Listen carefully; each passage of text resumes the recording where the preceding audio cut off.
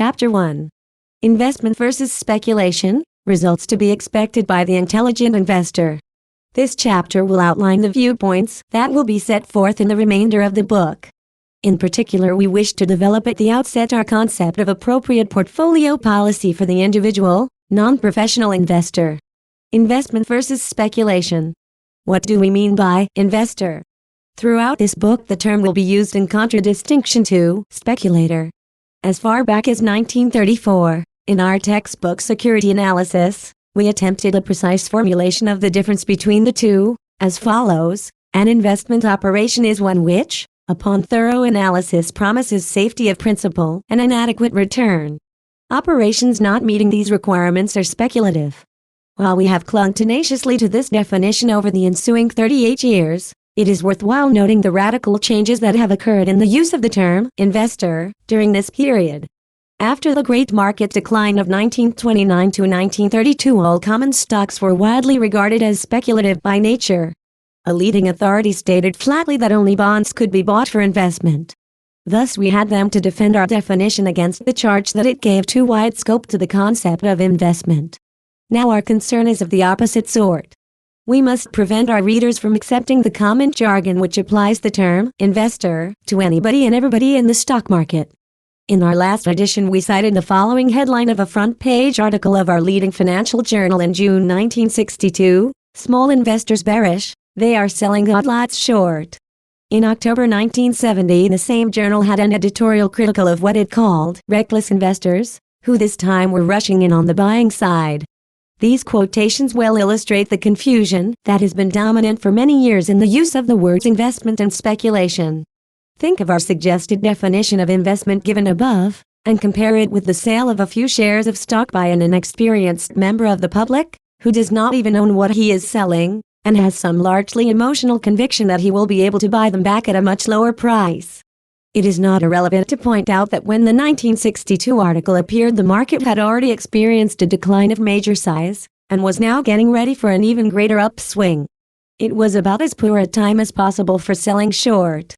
In a more general sense, the later used phrase, reckless investors, could be regarded as a laughable contradiction in terms something like spendthrift misers, were this misuse of language not so mischievous. The newspaper employed the word investor in these instances because, in the easy language of Wall Street, everyone who buys or sells a security has become an investor, regardless of what he buys, or for what purpose, or at what price, or whether for cash or on margin. Compare this with the attitude of the public toward common stocks in 1948, when over 90% of those queried expressed themselves as opposed to the purchase of common stocks. About half gave as their reason, not safe, a gamble, and about half, the reason, not familiar with. It is indeed ironical, though not surprising, that common stock purchases of all kinds were quite generally regarded as highly speculative or risky at a time when they were selling on a most attractive basis, and due soon to begin their greatest advance in history. Conversely, the very fact they had advanced to what were undoubtedly dangerous levels as judged by past experience later transformed them into investments, and the entire stock-buying public into investors. The distinction between investment and speculation in common stocks has always been a useful one, and its disappearance is a cause for concern. We have often said that Wall Street as an institution would be well advised to reinstate this distinction and to emphasize it in all its dealings with the public. Otherwise, the stock exchanges may someday be blamed for heavy speculative losses, which those who suffered them had not been properly warned against. Ironically, once more, much of the recent financial embarrassment of some stock exchange firms seems to have come from the inclusion of speculative common stocks in their own capital funds. We trust that the reader of this book will gain a reasonably clear idea of the risks that are inherent in common stock commitments, risks which are inseparable from the opportunities of profit that they offer, and both of which must be allowed for in the investor's calculations. What we have just said indicates that there may no longer be such a thing as a pure investment policy comprising representative common stocks in the sense that one can always wait to buy them at a price that involves no risk of a market or quotational loss large enough to be disquieting. In most periods, the investor must recognize the existence of a speculative factor in his common stock holdings. It is his task to keep this component within minor limits, and to be prepared financially and psychologically for adverse results that may be of short or long duration. 2 paragraphs should be added about stock speculation purse, as distinguished from the speculative component now inherent in most representative common stocks. Outright speculation is neither illegal, immoral, nor, for most people, fattening to the pocketbook. More than that, some speculation is necessary and unavoidable, for in many common stock situations there are substantial possibilities of both profit and loss, and the risks therein must be assumed by someone. There is intelligent speculation as there is intelligent investing. But there are many ways in which speculation may be unintelligent. Of these the foremost are: 1. Speculating when you think you are investing. 2. Speculating seriously instead of as a pastime, when you lack proper knowledge and skill for it. And 3. Risking more money in speculation than you can afford to lose. In our conservative view, every non-professional who operates on margin should recognize that he is, ipso facto, speculating, and it is his broker's duty so to advise him. And everyone who buys a so-called hot common stock issue, or makes a purchase in any way similar thereto, is either speculating or gambling. Speculation is always fascinating, and it can be a lot of fun while you are ahead of the game. If you want to try your luck at it, put aside a portion, the smaller the better, of your capital in a separate fund for this purpose. Never add more money to this account just because the market has gone up and profits are rolling in. That's the time to think of taking money out of your speculative fund. Never mingle your speculative and investment operations in the same account, nor in any part of your thinking. Results to be expected by the defensive investor. We have already defined the defensive investor as one interested chiefly in safety plus freedom from bother. In general, what course should he follow and what return can he expect under average normal conditions, if such conditions really exist? To answer these questions, we shall consider first what we wrote on the subject 7 years ago, next what significant changes have occurred since then and the underlying factors governing the investor's expectable return, and finally what he should do and what he should expect under present-day, early 1972, conditions. What we said 6 years ago. We recommended that the investor divide his holdings between high-grade bonds and leading common stocks, that the proportion held in bonds be never less than 25% or more than 75%, with the converse being necessarily true for the common stock component, that his simplest choice would be to maintain a 50-50 proportion between the two, with adjustments to restore the equality when market developments had disturbed it by as much as, say, 5%. As an alternative policy, he might choose to reduce his common stock component to 25% if he felt the market was dangerously high, and conversely to advance it toward the maximum of 75% if he felt that a decline in stock prices was making them increasingly attractive. In 1965, the investor could obtain about 4.5% on high-grade taxable bonds and 3.25% on good tax-free bonds. The dividend return on leading common stocks, with the Dow Jones at 892, was only about 3.2%. This fact, and others, suggested caution. We implied that, at normal levels of the market, the investor should be able to obtain an initial dividend return of between 3.5% and 4.5% on his stock purchases, to which should be added a steady increase in underlying value and in the normal market price of a representative stock list of about the same amount, giving a return from dividends and appreciation combined of about 7.5% per year. The half-and-half division between bonds and stocks would yield about 6% before income tax. We added that the stock component should carry a fair degree of protection against a loss of purchasing power caused by large-scale inflation. It should be pointed out that the above arithmetic indicated expectation of a much lower rate of advance in the stock market than had been realized between 1949 and 1964. That rate had averaged a good deal better than 10% for listed stocks as a whole, and it was quite generally regarded as a sort of guarantee that similarly satisfactory results could be counted on in the future. Few people were willing to consider seriously the possibility that the high rate of advance in the past means that stock prices are now too high, and hence that the wonderful results since 1949 would imply not very good but bad results for the future. What has happened since 1964? The major change since 1964 has been the rise in interest rates on first-grade bonds to record high levels, although there has since been a considerable recovery from the lowest prices of 1970. The obtainable return on good corporate issues is now about 7.5% and even more against 4.5% in 1964.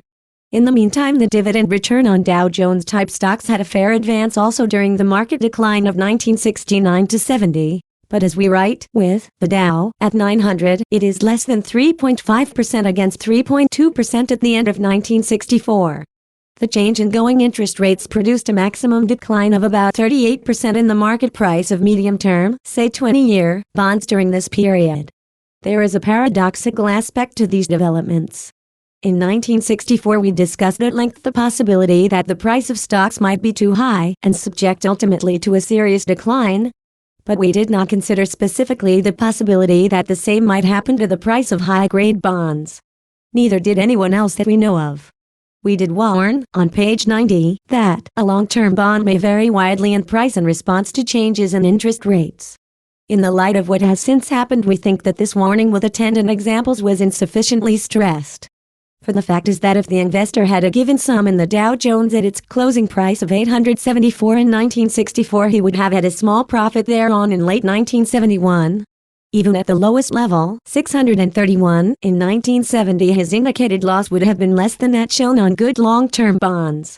On the other hand, if he had confined his bond-type investments to U.S. savings bonds, short-term corporate issues, or savings accounts, he would have had no loss in market value of his principal during this period, and he would have enjoyed a higher income return than was offered by good stocks.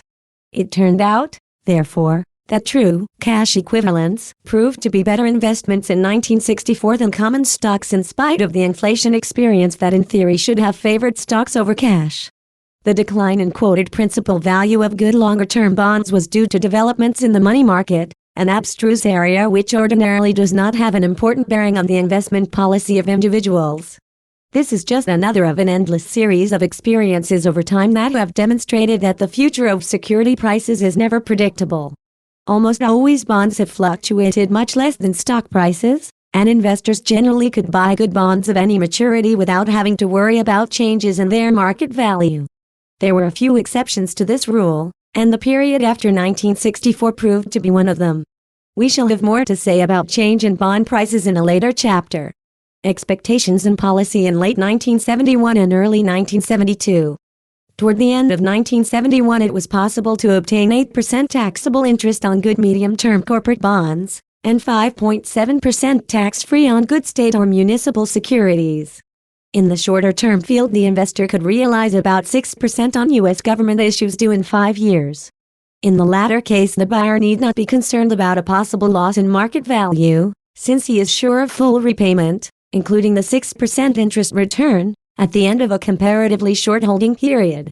The Dow Jones at its recurrent price level of 900 in 1971 yields only 3.5%.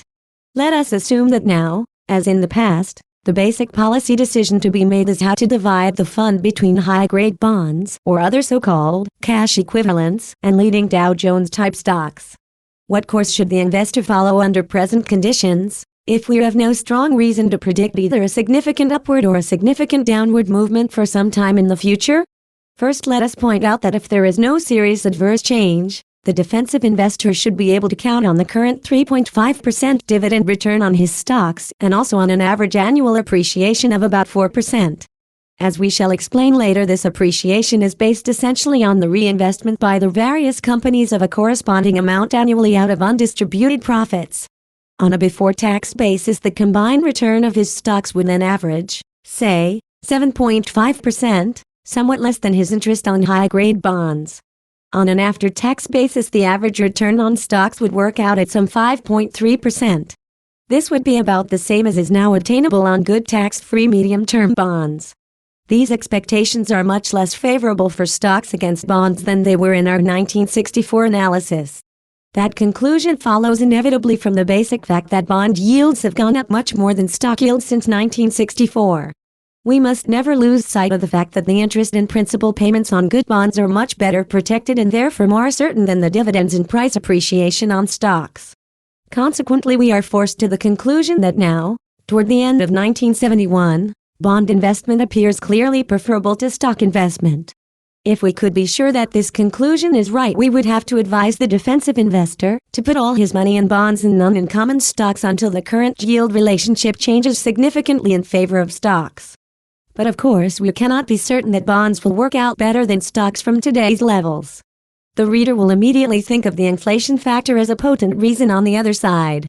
In the next chapter we shall argue that our considerable experience with inflation in the United States during this century would not support the choice of stocks against bonds at present differentials in yield. But there is always the possibility that we consider it remote of an accelerating inflation, which in one way or another would have to make stock equities preferable to bonds payable in the fixed amount of dollars. There is the alternative possibility, which we also consider highly unlikely, that American business will become so profitable, without stepped-up inflation, as to justify a large increase in common stock values in the next few years. Finally, there is the more familiar possibility that we shall witness another great speculative rise in the stock market without a real justification in the underlying values. Any of these reasons, and perhaps others we haven't thought of, might cause the investor to regret a 100% concentration on bonds even at their more favorable yield levels. Hence, after this very shortened discussion of the major considerations, we once again enunciate the same basic compromise policy for defensive investors, namely that at all times they have a significant part of their funds in bond-type holdings and a significant part also in equities. It is still true that they may choose between maintaining a simple 50-50 division between the two components or a ratio, dependent on their judgment, varying between a minimum of 25% and a maximum of 75% of either. We shall give our more detailed view of these alternative policies in a later chapter. Since at present the overall return foreseen from common stocks is nearly the same as that from bonds, the presently expectable return, including growth of stock values, for the investor would change little regardless of how he divides his fund between the two components. As calculated above, the aggregate return from both parts should be about 7.8% before taxes, or 5.5% on a tax-free, or estimated tax-paid, basis. A return of this order is appreciably higher than that realized by the typical conservative investor over most of the long-term past. It may not seem attractive in relation to the 14%, or so, return shown by common stocks during the 20 years of the predominantly bull market after 1949.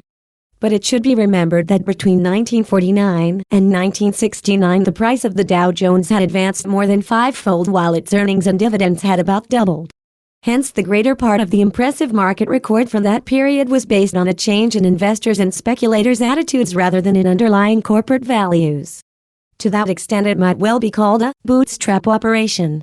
In discussing the common stock portfolio of the defensive investor, we have spoken only of leading issues of the type included in the 30 components of the Dow Jones Industrial Average.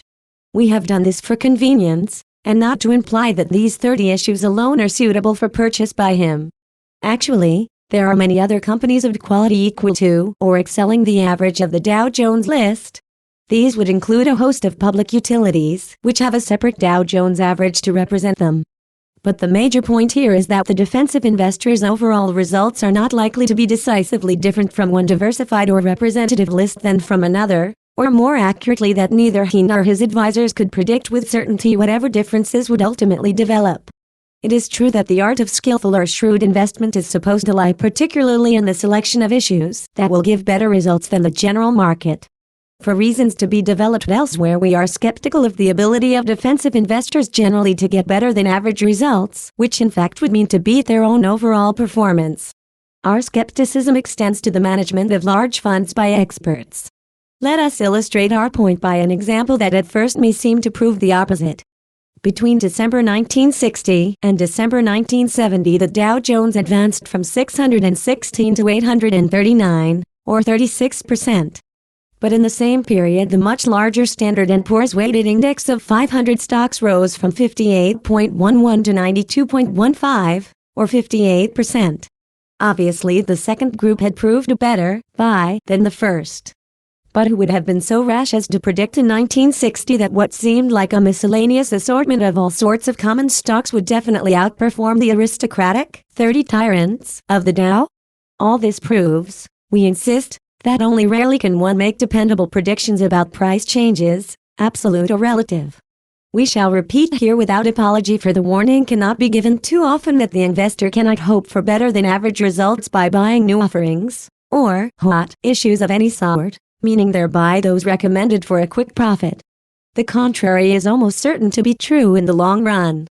The defensive investor must confine himself to the shares of important companies with a long record of profitable operations and in strong financial condition. Any security analyst worth his salt could make up such a list. Aggressive investors may buy other types of common stocks, but they should be on a definitely attractive basis as established by intelligent analysis. To conclude this section, let us mention briefly 3 supplementary concepts or practices for the defensive investor. The first is the purchase of the shares of well-established investment funds as an alternative to creating his own common stock portfolio. He might also utilize one of the common trust funds, or commingled funds, operated by trust companies and banks in many states. Or, if his funds are substantial, use the services of a recognized investment counsel firm. This will give him professional administration of his investment program along standard lines. The third is the device of dollar cost averaging, which means simply that the practitioner invests in common stocks the same number of dollars each month or each quarter. In this way he buys more shares when the market is low than when it is high, and he is likely to end up with a satisfactory overall price for all his holdings. Strictly speaking, this method is an application of a broader approach known as formula investing. The latter was already alluded to in our suggestion that the investor may vary his holdings of common stocks between the 25% minimum and the 75% maximum, in inverse relationship to the action of the market. These ideas have merit for the defensive investor, and they will be discussed more amply in later chapters. Results to be expected by the aggressive investor. Our enterprising security buyer, of course, will desire and expect to attain better overall results than his defensive or passive companion. But first he must make sure that his results will not be worse. It is no difficult trick to bring a great deal of energy, study, and native ability into Wall Street and to end up with losses instead of profits. These virtues, if channeled in the wrong directions, become indistinguishable from handicaps. Thus it is most essential that the enterprising investor start with a clear conception as to which courses of action offer reasonable chances of success and which do not. First, let us consider several ways in which investors and speculators generally have endeavored to obtain better than average results. These include trading in the market. This usually means buying stocks when the market has been advancing and selling them after it has turned downward. The stocks selected are likely to be among those which have been behaving better than the market average. A small number of professionals frequently engage in short selling. Here they will sell issues they do not own, but borrow through the established mechanism of the stock exchanges. Their object is to benefit from a subsequent decline in the price of these issues, by buying them back at a price lower than they sold them for. As our quotation from the Wall Street Journal on page 19 indicates, even small investors, perish the term, sometimes try their unskilled hand at short selling. Short-term selectivity. This means buying stocks of companies which are reporting or expected to report increased earnings, or for which some other favorable development is anticipated. Long-term selectivity. Here the usual emphasis is on an excellent record of past growth, which is considered likely to continue in the future. In some cases also the investor may choose companies which have not yet shown impressive results, but are expected to establish a high earning power later. Such companies belong frequently in some technological area, for example, computers, drugs, electronics, and they often are developing new processes or products that are deemed to be especially promising. We have already expressed a negative view about the investor's overall chances of success in these areas of activity. The first we have ruled out, on both theoretical and realistic grounds, from the domain of investment. Stock trading is not an operation which, on thorough analysis, offers safety of principal and a satisfactory return. More will be said on stock trading in a later chapter. In his endeavor to select the most promising stocks, either for the near term or the longer future, the investor faces obstacles of two kinds, the first stemming from human fallibility and the second from the nature of his competition. He may be wrong in his estimate of the future, or even if he is right, the current market price may already fully reflect what he is anticipating. In the area of near-term selectivity, the current year's results of the company are generally common property on Wall Street. Next year's results, to the extent they are predictable, are already being carefully considered. Hence the investor who selects issues chiefly on the basis of this year's superior results, or on what he is told he may expect for next year, is likely to find that others have done the same thing for the same reason. In choosing stocks for their long-term prospects, the investor's handicaps are basically the same. The possibility of outright error in the prediction, which we illustrated by our airlines example on page 6, is no doubt greater than when dealing with near-term earnings. Because the experts frequently go astray in such forecasts, it is theoretically possible for an investor to benefit greatly by making correct predictions when Wall Street as a whole is making incorrect ones. But that is only theoretical. How many enterprising investors could count on having the acumen or prophetic gift to beat the professional analysts at their favorite game of estimating long-term future earnings? We are thus led to the following logical if disconcerting conclusion: to enjoy a reasonable chance for continued better-than-average results, the investor must follow policies which are 1. Inherently sound and promising, and 2. Not popular on Wall Street. Are there any such policies available for the enterprising investor? In theory, once again, the answer should be yes, and there are broad reasons to think that the answer should be affirmative in practice as well. Everyone knows that speculative stock movements are carried too far in both directions, frequently in the general market and at all times in at least some of the individual issues. Furthermore, a common stock may be undervalued because of lack of interest or unjustified popular prejudice. We can go further and assert that in an astonishingly large proportion of the trading in common stocks, those engaged therein don't appear to know in polite terms one part of their anatomy from another. In this book we shall point out numerous examples of past discrepancies between price and value. Thus it seems that any intelligent person, with a good head for figures, should have a veritable picnic on Wall Street, battening off other people's foolishness. So it seems, but somehow it doesn't work out that simply. Buying a neglected and therefore undervalued issue for profit generally proves a protracted and patience-trying experience. And selling short a too popular and therefore overvalued issue is apt to be a test not only of one's courage and stamina, but also of the depth of one's pocketbook. The principle is sound, its successful application is not impossible, but it is distinctly not an easy art to master. There is also a fairly wide group of special situations, which over many years could be counted on to bring a nice annual return of 20% or better, with a minimum of overall risk to those who knew their way around in this field. They include intersecurity arbitrages, payouts or workouts in liquidations, protected hedges of certain kinds. The most typical case is a projected merger or acquisition, which offers a substantially higher value for certain shares than their price on the date of the announcement. The number of such deals increased greatly in recent years, and it should have been a highly profitable period for the cognoscenti informed. But with the multiplication of merger announcements came a multiplication of obstacles to mergers and of deals that didn't go through. Quite a few individual losses were thus realized in these once reliable operations. Perhaps, too, the overall rate of profit was diminished by too much competition.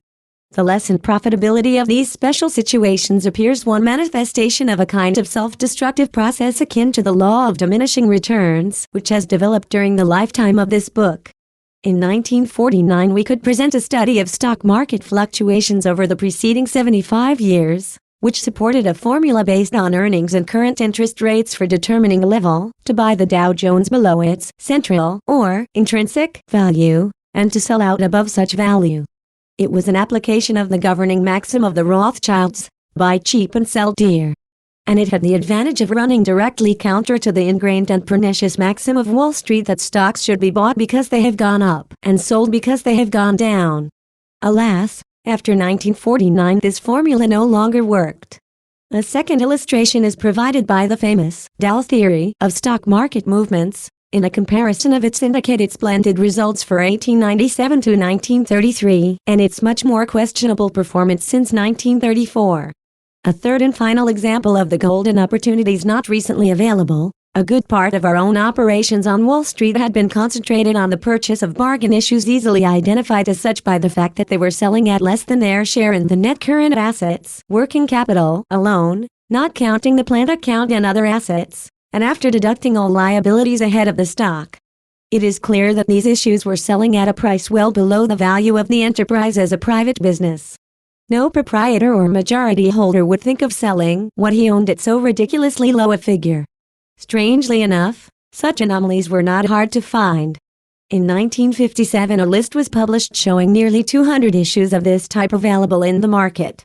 In various ways, practically all of these bargain issues turned out to be profitable, and the average annual result proved much more remunerative than most other investments. But they too virtually disappeared from the stock market in the next decade, and with them a dependable area for shrewd and successful operation by the enterprising investor. However, at the low prices of 1970 there again appeared a considerable number of such sub-working capital issues, and despite the strong recovery of the market, enough of them remained at the end of the year to make up a full-sized portfolio. The enterprising investor under today's conditions still has various possibilities of achieving better than average results. The huge list of marketable securities must include a fair number that can be identified as undervalued by logical and reasonably dependable standards. These should yield more satisfactory results on the average than will the Dow Jones or any similarly representative list. In our view, the search for these would not be worth the investor's effort unless he could hope to add, say, 5% before taxes to the average annual return from the stock portion of his portfolio. We shall try to develop one or more such approaches to stock selection for use by the active investor.